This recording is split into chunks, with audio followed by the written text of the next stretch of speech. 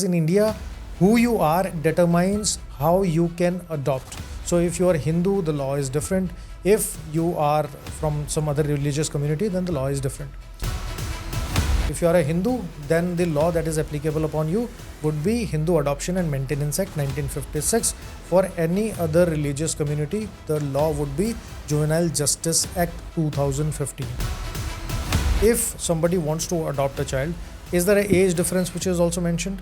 And the answer is yes. Under the Hindu Adoption and Maintenance Act, if somebody is adopting the child of opposite gender, in that situation, the age difference between the child and the person who is adopting must be at least 21 years. The Juvenile Justice Act also states that the minimum age difference between a child and adoptive parent is 25 years. There was actually a question somebody asked me last week whether the people of LGBTQ community can adopt a child legally.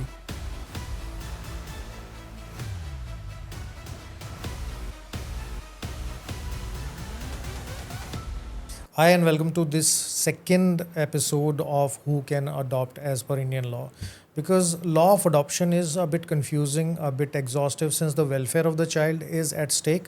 The legal compliances are too many and each and every legal compliances must be complied with. Otherwise, the child who is adopted, if the legal compliance is not complete, then child will not get any of the rights of being an adopted child, whether it is son or daughter.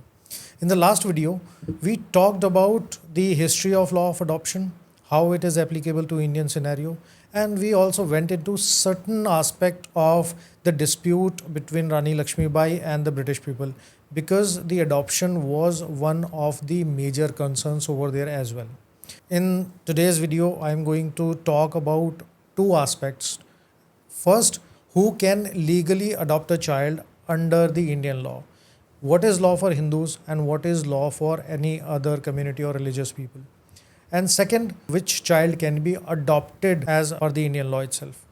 So let's first imagine a situation that if you think that any person who is, having a good heart can adopt a child in India, then you have to think again. Imagine this. A single man wants to adopt a girl. A Muslim couple actually wants to adopt from an orphanage. Or imagine a divorced woman wants to raise a child alone.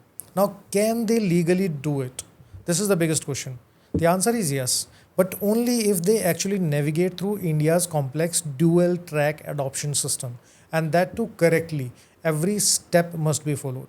Because in India, who you are determines how you can adopt. So if you are Hindu, the law is different.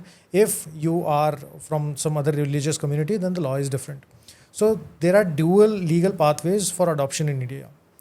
There are two distinct legal routes depending upon your religion. So if you are a Hindu, the law which is applicable upon you would be the Hindu Adoption and Maintenance Act 1956.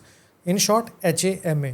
This actually applies to all the Hindus, Buddhist, Jain, Sikhs, or any person who are not Muslim, Christian, Parsi or Jews. So this is actually given under section 2. For any other religious community, the other law is Juvenile Justice Act, Care and Protection of Children Act 2015. In short, I'll be talking and I'll be saying it as a JJ Act 2015. And it actually applies to all the Indian citizens regardless of their religion. It also applies to foreign nationals, even non-resident Indians. Yes, foreign nationals and NRIs can also adopt under the aegis of this act. It is also applicable upon the couples or even single individuals. And the adopting agencies are appointed under the JJ Act itself. Now, if you are a Hindu, then the law that is applicable upon you would be Hindu Adoption and Maintenance Act 1956. For any other religious community, the law would be Juvenile Justice Act 2015. Alright, so as per HAMA, now who can adopt a child? As if you are a Hindu, so section 6 to 8 of the HAMA, Hindu Adoption and Maintenance Act, provides the eligibility criteria for any person who wants to adopt a child. So the first condition is that person must be of sound mind and the person must be above the age of 18. Obviously, the minor cannot adopt a minor. And the second condition is if a married man wants to adopt the child, then that adoption can only happen after the consent of his wife. Without the consent of the wife, the husband cannot, or a married man, married Hindu, cannot adopt a child. Unless, because there are three conditions and exceptions. She has first renounced the word, मतलब सन्यासी बन गई हो, or she has ceased to be a Hindu, she might have changed her religion, or if she has been declared of unsound mind. In all these three exceptions, the consent of the wife is not required. Now, if an unmarried woman wants to adopt a child, what happens in that situation?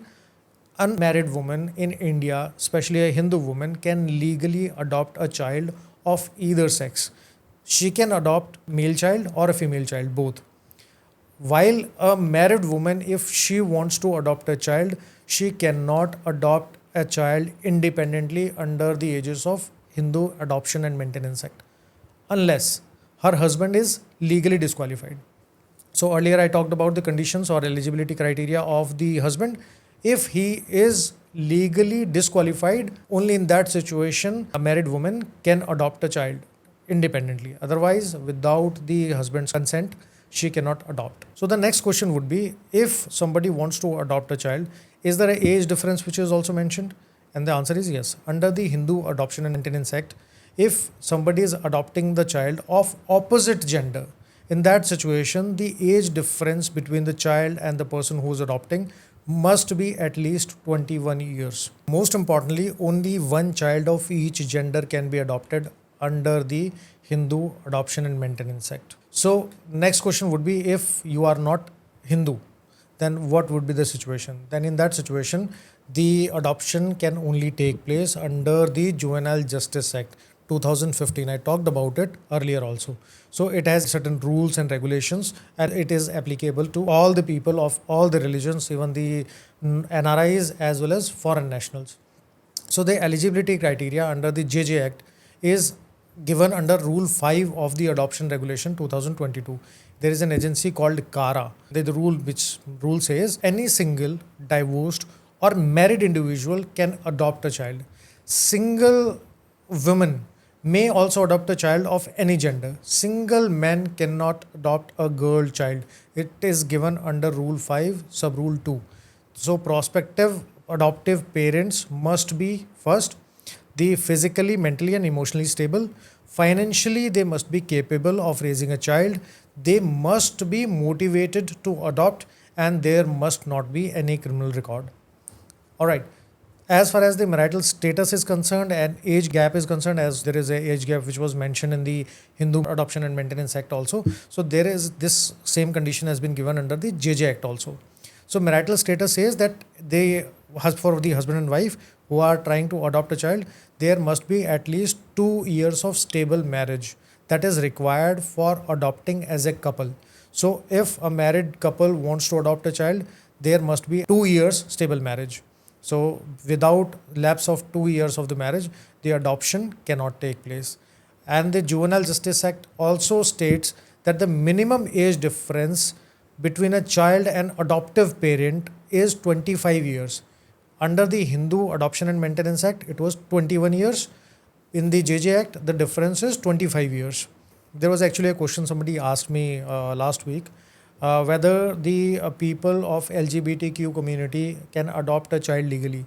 So this Juvenile Justice Act actually explicitly does not bar any LGBTQIA plus people from adoption, but it remains a grey area. And this grey area must be filled with urging legislative clarity. Now, since we have gone through the law, let's also understand some common mistakes which generally people make. So many people actually assume that a notarized document or a religious ceremony is enough. But unless you adopt under the HAMA or JJ Act, your adoption has no legal value. This means if you go for a notarized document and the registration is not done as per the Hindu Adoption and Marriage Act or under the JJ Act, which actually means that the child will not get any inheritance rights. The official name of the child will not change. There will not be any Aadhaar or passport, and you will not get any legal parenthood. Apart from that, there is a possible criminal prosecution also. So if you keep a child custody or violation and there is a suspicion of child trafficking as well, in that situation, the FIR under the Kidnapping Act or wrongful restraint or wrongful confinement. Apart from that, under the Juvenile Justice Act, the FIR can also be registered. Although this happens in really exceptional cases, but yes, it can happen. If you have any questions related to it, you can ask me in the comment section. If my videos actually bring some value addition in your life, then you can subscribe and share. It gives a lots and lots of motivation to my team also, since it is kind of a social service that we are doing. Apart from that, in the next video, we are going to talk about who can be adopted under the HAMA as well as the Juvenile Justice Act.